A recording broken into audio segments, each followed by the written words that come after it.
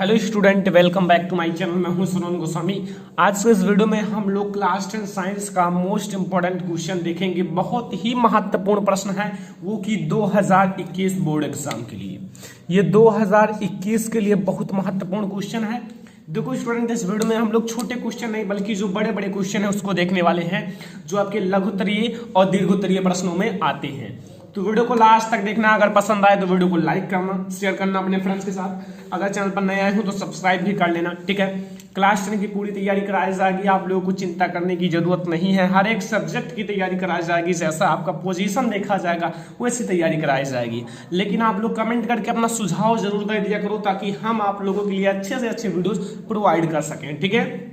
लेकिन इस वीडियो को आपको लास्ट तक देखना पड़ेगा, क्योंकि वीडियो बहुत ही ज्यादा इंपॉर्टेंट है। और देख सकते हो ये सारे क्वेश्चन विस्तृत उत्तरीय में आते हैं। जैसे देखो, विद्युत रासायनिक श्रेणी आपके विस्तृत उत्तरीय प्रश्न है। चाहे मैं आपको दिखा देता हूं इसका प्रूफ, देख सकते हो ये विस्तृत उत्तरीय प्रश्न है जो कि विद्युत रासायनिक श्रेणी है। और आपके बोर्ड एग्जाम में ये 7 अंक के आते हैं, 7 मार्क। आज के बाद आपको विद्युत रासायनिक श्रेणी में कोई दिक्कत नहीं होगा अगर आप लोग याद कर लेते हो हमारे साथ। तो वीडियो को लास्ट तक देखना, शेयर कर दो अपने फ्रेंड्स के साथ। चलिए शुरू करते हैं वीडियो को। देखो, एक नाम है उदासीनीकरण अभिक्रिया। व्हाट इज डिफिनीशन, या फिर अभिक्रिया क्या होती है, उदासीनीकरण अभिक्रिया क्या होती है, उदाहरण सहित समझाइए। तो उदासीनीकरण अभिक्रिया, इसके लिए आपको अम्ल और क्षार के बारे में जानना जरूरी है। और अगर आप अम्ल और क्षार के बारे में जानते हो तो उदासीनीकरण अभिक्रिया अर्थात लवण के बारे में जान जाओगे। इसको जानने के लिए आपको हमारा चैप्टर नंबर 2 वीडियो देखना पड़ेगा, जो मैंने ऑलरेडी पढ़ा दिया है। वो आपको chapter number 2 full chapter in 1 video, तो आपको देखना है तो लिंक इस वीडियो के डिस्क्रिप्शन में या फिर सर्च कर सकते हो।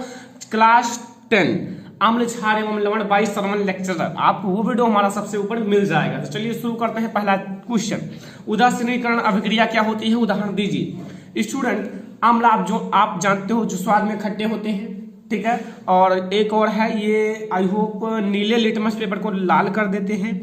और है जो जलीय विलयन में H+ आयन देते हैं, ये सब अम्ल होते हैं, ठीक है। क्षार जो जलीय विलयन में OH- आयन देते हैं, ठीक है। समझो, जब अम्ल एवं क्षार आपस में अभिक्रिया करती हैं तो लवण तथा जल बनाती हैं। लवण क्या है, बस यही अभिक्रिया तो लवण है। लवण का डिफिनेशन पूछा जाए तो यही अभिक्रिया है और जल बनाती हैं। लवण कैसे बनेगा, अम्ल तथा क्षार की अभिक्रिया द्वारा लवण बनेगा। उदासीनीकरण अभिक्रिया क्या है, अम्ल तथा क्षार की अभिक्रिया उदासीनीकरण अभिक्रिया है। दो, यानी कि एक तीर से दो निशाना आपको लगेगा, लेकिन आपको ये याद करना पड़ेगा, मोस्ट इंपॉर्टेंट है ये आपके बोर्ड एग्जाम के लिए। देखो लिखा हुआ है, जब अम्ल एवं क्षार आपस में अभिक्रिया करती हैं तो लवण तथा जल बनाती हैं। यही अभिक्रिया उदासीनीकरण अभिक्रिया कहलाती है। आपको मैं उदाहरण के साथ समझा देता हूं। देखो, उदाहरण मैं लिखकर समझाऊंगा सो डेट आपको ज्यादा बेटर समझ में आए, ठीक है। देखो लिखा हुआ है, सोडियम हाइड्रोक्साइड तथा हाइड्रोक्लोरिक अम्ल की अभिक्रिया। अब इसमें आप सोच रहे होंगे सोडियम हाइड्रोक्साइड सर ने लिया है और हाइड्रोक्लोरिक अम्ल, और सर ने कहा है अम्ल तथा क्षार की अभिक्रिया। तो कोई बात नहीं है स्टूडेंट, इसमें हाइड्रोक्लोरिक अम्ल है, हाइड्रोक्लोरिक अम्ल है और सोडियम हाइड्रोक्साइड क्षार है, क्योंकि ये OH होते हैं और H+ आयन होते हैं हाइड्रोक्लोरिक अम्ल। तो चलिए देखते हैं, बहुत ही इजी सा रिएक्शन है। देखो यहां सोडियम हाइड्रोक्साइड, इससे पहले आपको सोडियम हाइड्रोक्साइड का फार्मूला पता होना चाहिए। फार्मूला, अब सोडियम हाइड्रोक्साइड के फार्मूला क्या होता है, सोडियम का क्या होता है Na, और हाइड्रोक्साइड क्या होता है OH, NaOH, यानी कि सोडियम का तो Na हो गया और हाइड्रोक्साइड यानी कि हाइड्रा यानी कि हाइड्रोजन और ऑक्साइड H, ठीक है। तो OH ये होता है सोडियम हाइड्रोक्साइड का फार्मूला, ठीक है स्टूडेंट, समझ में आया। और इसमें HCl यानी कि हाइड्रोक्लोरिक अम्ल HCl मिला लो तो क्या बनेगा स्टूडेंट, लवण। अब लवण क्या है, नमक आप जानते हो, नमक इज लवण, यानी कि ये एक लवण है, ठीक है। तो नमक जैसे आप यहाँ Na, इसका Na ले लो, उसका Cl यानी कि NaCl लवण का यानी कि नमक का फार्मूला होता है, और प्लस H2O पानी भी निकल जाएगा। तो उदासीनीकरण अभिक्रिया का यही रिएक्शन है, देख सकते हो। मैं इसे हाईलाइट कर देता हूं क्योंकि इंपॉर्टेंट रिएक्शन है स्टूडेंट आप लोगों के बोर्ड एग्जाम के लिए। तो प्लीज इसे नोट भी कर लेना, मैंने हाईलाइट कर दिया है सो डेट आपको ज्यादा बेटर दिखे, ठीक है। तो यहां आप देख सकते हो, ये NaOH तथा HCl जब क्रिया करती हैं तो यहां लवण तथा जल बनाती हैं। अब मैं यहां बता देता हूं, ये है क्षार,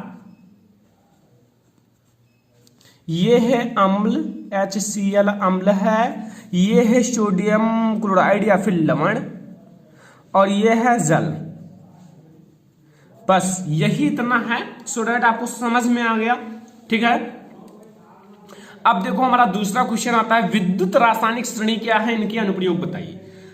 विद्युत रासायनिक श्रेणी क्या है, इनके अनुप्रयोग बताइए। देखो स्टूडेंट, विद्युत रासायनिक श्रेणी आपको समझना है तो ध्यान से समझिए, फिर आपको बहुत अच्छा समझ में आने वाला है। देखो लिखा हुआ है विद्युत रासायनिक श्रेणी क्या है, इनके अनुप्रयोग। तो जो विद्युत रासायनिक श्रेणी है ना, उसमें धातुओं की क्रियाशीलता के अवरोही क्रम में व्यवस्थित किया जाता है। यही श्रेणी तो विद्युत रासायनिक श्रेणी या सक्रियता श्रेणी कहलाती है। इसके दो नेम है, फर्स्ट विद्युत रासायनिक श्रेणी, सेकंड सक्रियता श्रेणी। ठीक है बच्चों, यहां बहुत इजी सा डेफिनेशन है। अवरोही क्रम, अवरोही क्रम का क्या अर्थ है, नीचे सबसे कम अभिक्रियाशीलता होती है, ऊपर सबसे ज्यादा, यानी कि ऊपर यानी कि ज्यादा से नीचे अर्थात कम की ओर आना। तो यहां लिखा हुआ है विद्युत रासायनिक श्रेणी में धातुओं की क्रियाशीलता के अवरोही क्रम में व्यवस्थित किया जाता है, यही श्रेणी तो सक्रियता श्रेणी कहलाती है। देखो अब आपको मैं समझाता हूं। देखो आपके पास कुछ लिखे हुए हैं, इसको मैं आपको समझा देता हूं, AgEu। ठीक है, देखो यहां लिखा हुआ है के मतलब potassium, Na sodium, Ca calcium, Mg magnesium, Al aluminium, Zn zinc, Fe ferrous या फिर आयरन। ठीक है, अब यहां लिखा हुआ है Pb मतलब लेड, जो शीशा होता है जिसमें आप लोग अपना फेस देखते हो। ठीक है, H मतलब हाइड्रोजन, और Cu copper, and Hg mercury, and Ag silver, and silver को आप चांदी भी कह सकते हो। ठीक है, EU का मतलब होता है गोल्ड, गोल्ड मतलब सोना। ठीक है, समझ में आया हर एक चीज। देखो आपको नाम याद होना चाहिए इन सबका, मैंने लिखा नहीं है, इसको आपको बगल में यहां लिखना पड़ेगा। अगर बोर्ड एग्जाम में आता है तो बगल में लिखना पड़ेगा नाम, जो जिसका हो स्टूडेंट उनका नाम जरूर लिख दीजिएगा, बहुत सुंदर लगेगा। ठीक है, तो अब यहां कहने का अर्थ है कि सबसे अधिक अभिक्रियाशील धातु होगा के। मैं यहां दूसरे कलर का यूज करता हूं। देखो सबसे अधिक अभिक्रियाशील होगी के, सबसे अधिक अभिक्रियाशील,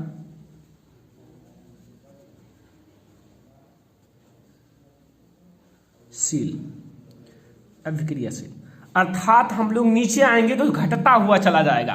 तो सबसे अधिक है के, यानी कि पोटेशियम, जो मैंने इन सब में बताया है। ठीक है, फिर ऐसा नीचे आओगे, तीर देख रहे हो नीचे आ रहा है तो घटता हुआ आएगा, अर्थात फिर आएगा घटती अभिक्रियाशीलता, घटती अभिक्रियाशीलता। अब ये आपका घट जाएगा। ठीक है, नीचे जैसे आओगे यहां शीलता कर दो, या फिर शीलता अभिक्रियाशीलता, अभिक्रियाशीलता कोई दिक्कत नहीं है स्टूडेंट, अभिक्रियाशील लिखो, अभिक्रियाशीलता लिखो। ये अब नीचे जैसे आओगे घटता हुआ चला आएगा। सॉरी, ये रिएक्शन थोड़ा गलत लिख दिया है। ठीक है, वो मैं सोच रहा था नीचे समझा दूं तो वो गलत है। देखो फिर सबसे कम, सबसे कम अभिक्रियाशीलता। इससे एक बात मैं आपको समझाना चाहूंगा, इनके अनुप्रयोग भी मैं बताता हूं। अभिक्रियाशीलता, इससे एक बात समझना, कभी कभी आप देखे होंगे हाइड्रोजन, हाइड्रोजन है, कहता है ना कि Cu की हाइड्रोजन के साथ, यानी कि अम्ल में से हाइड्रोजन क्यों विस्थापित नहीं कर पाता, Hg अम्ल में से हाइड्रोजन क्यों नहीं विस्थापित करता था, Ag H में से हाइड्रोजन यानी कि अम्ल में से हाइड्रोजन क्यों नहीं विस्थापित कर पाता है, और Au ये भी अम्ल में से हाइड्रोजन क्यों नहीं विस्थापित कर पाता। इसका मेन रीजन है ये हाइड्रोजन से नीचे उपस्थित हैं, ये सब जो है ना हाइड्रोजन से नीचे उपस्थित हैं, तो ये हाइड्रोजन को विस्थापित नहीं कर पाएंगे क्योंकि ये इनके भी नीचे हैं, तो इनके नीचे हैं अर्थात ये बहुत ज्यादा करीब हैं, तो ये इनको नहीं हटा सकते। लेकिन ये सब जो है ना, ये सब अम्ल में से हाइड्रोजन विस्थापित कर लेते हैं। ऐसे क्वेश्चन आपको देखने को मिलेगा। ठीक है, इनके अनुप्रयोग क्या हैं देख लो, नंबर फर्स्ट आप लोगों के सामने लिखा हुआ है, विद्युत रासायनिक श्रेणी की सहायता से धातुओं की क्रियाशीलता की तुलना की जा सकती है। जो धातु होते हैं उनकी क्रियाशीलता की तुलना की जा सकती है। हाइड्रोजन से नीचे वाले धातु अम्ल में से हाइड्रोजन विस्थापित नहीं कर पाते हैं। अभी मैंने कहा ना, जो हाइड्रोजन से नीचे हैं वो अम्ल में से हाइड्रोजन कभी विस्थापित नहीं कर पाएंगे, ये याद रखना, ठीक है। ये इंपॉर्टेंट टॉपिक है क्योंकि ऐसा क्वेश्चन मैंने बहुत ज्यादा देखा है, ठीक है। अब एग्जांपल के लिए मैं आपको क्या दिखाऊं, आपके एनसीईआरटी बुक में ही है, साबुनीकरण पर टिप्पणी कीजिए, मोस्ट इंपोर्टेंट 2021 बोर्ड एग्जाम के बच्चों के लिए। तो जल्दी से आप लोग इसको देख लो, बहुत इंपॉर्टेंट, इसका रिएक्शन बहुत हार्ड है, तो आप लोगों को देखना बहुत ही ज्यादा जरूरी हो जाता है। इस क्वेश्चन को आ जाता है स्टूडेंट, साबुनीकरण पर टिप्पणी करो, तो आप लोग क्या, जब जानोगे नहीं तो क्या टिप्पणी करोगे, ठीक है। देखो लिखा हुआ है, उच्च अणुभार वाले मोनोकार्बोक्सिलिक अम्लों के सोडियम तथा पोटेशियम लवण को साबुन कहते हैं। अगर मेनली साबुन का ही डिफिनीशन बताना हो तो आपको कहना है, क्या कहना है,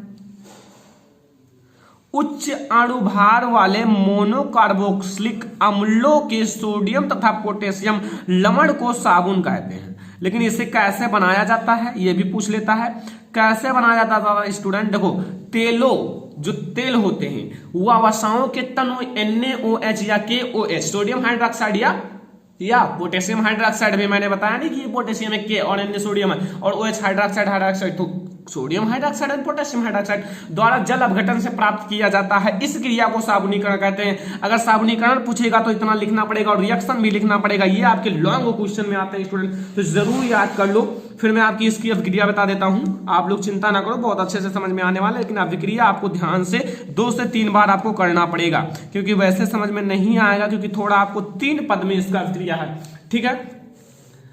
तो चलो अब हम बताते हैं कैसे करना है अभिक्रिया। देखो यहां आपको लिखना है, देखो समझना, एक बार ध्यान से देख लो स्टूडेंट, CH2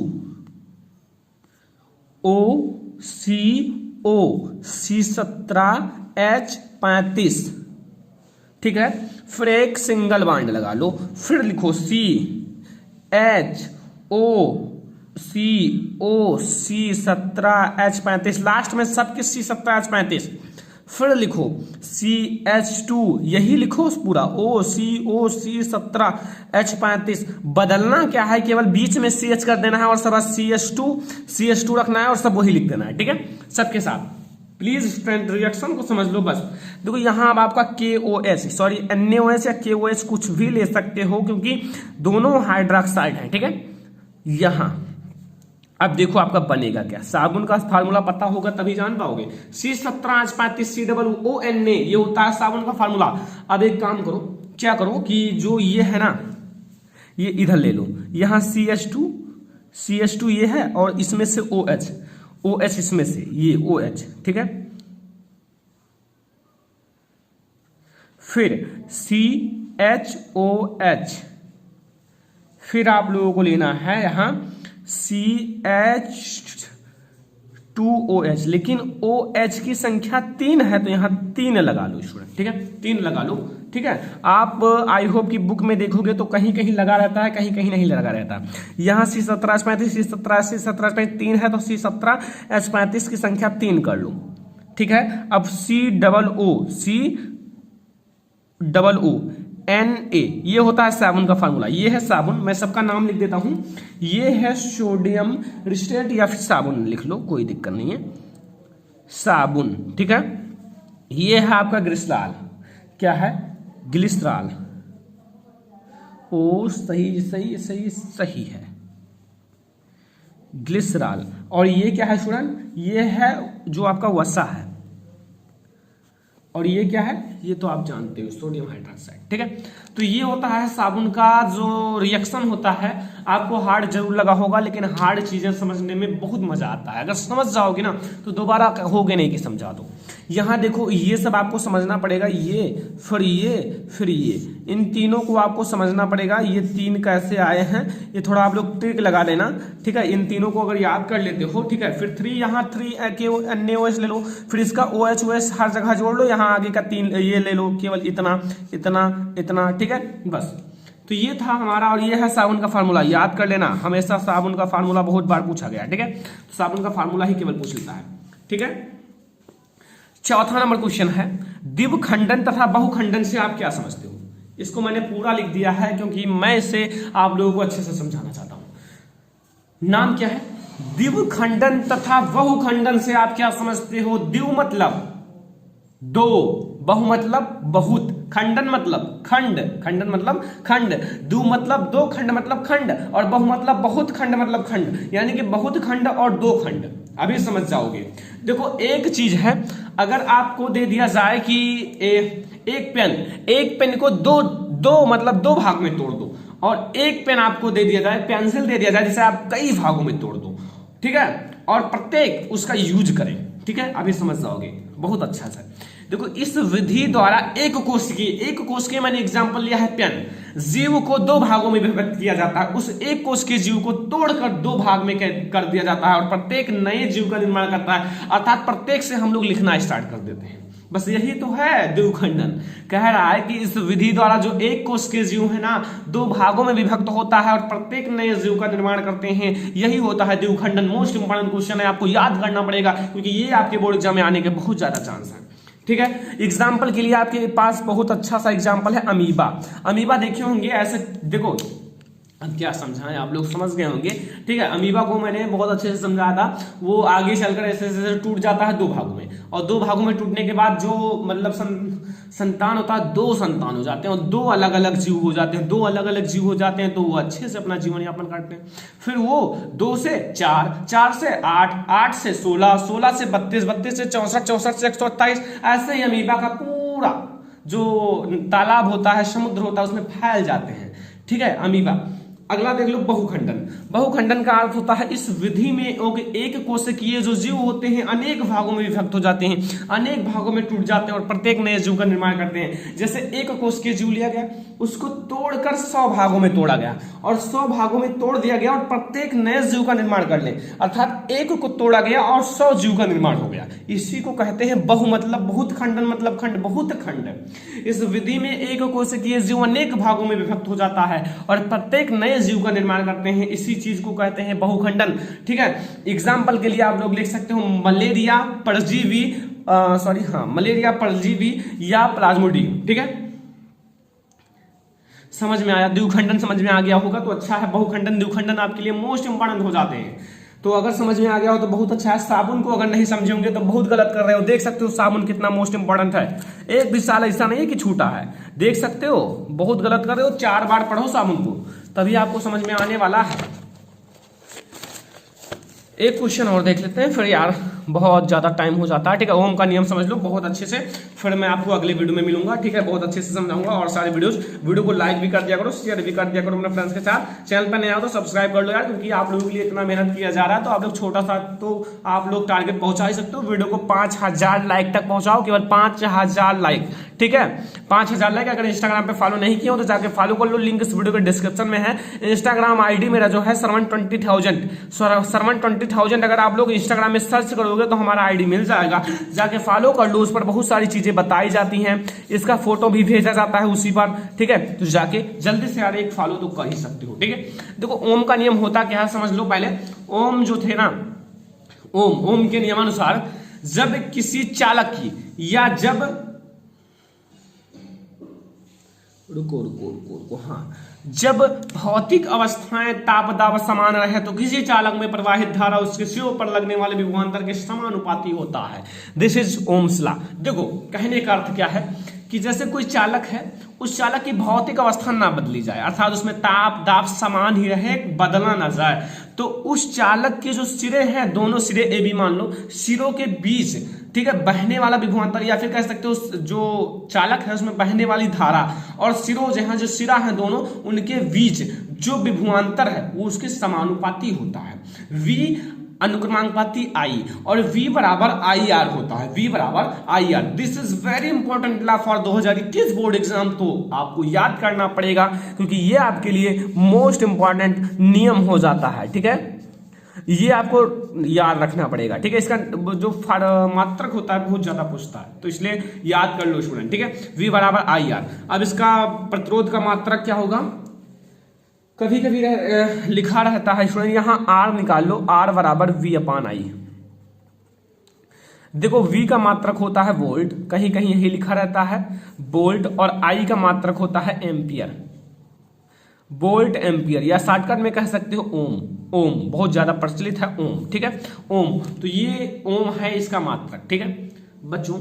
बस आपको करना क्या है, प्लीज जाओ इंस्टाग्राम पे फॉलो करो, आईडी है SHRAVA अंशरमन 20,040, ये मेरा इंस्टाग्राम आईडी है, जाके फॉलो कर लो। फिर आपको जो भी उस पर मतलब क्वेश्चन पूछोगे उसका आंसर मैं दूंगा, ठीक है, मेरी गारंटी है। लेकिन जाके जल्दी से फॉलो कर लो, कि चैनल पर नए हो तो सब्सक्राइब कर लो, वीडियो को भी लाइक कर दो, अपने फ्रेंड्स के साथ शेयर कर लो, क्योंकि ये वीडियो आपके लिए मोस्ट इंपॉर्टेंट है। तो स्टूडेंट फिलहाल इस वीडियो में इतना ही, तब तक के लिए धन्यवाद, टेक केयर एंड बाय।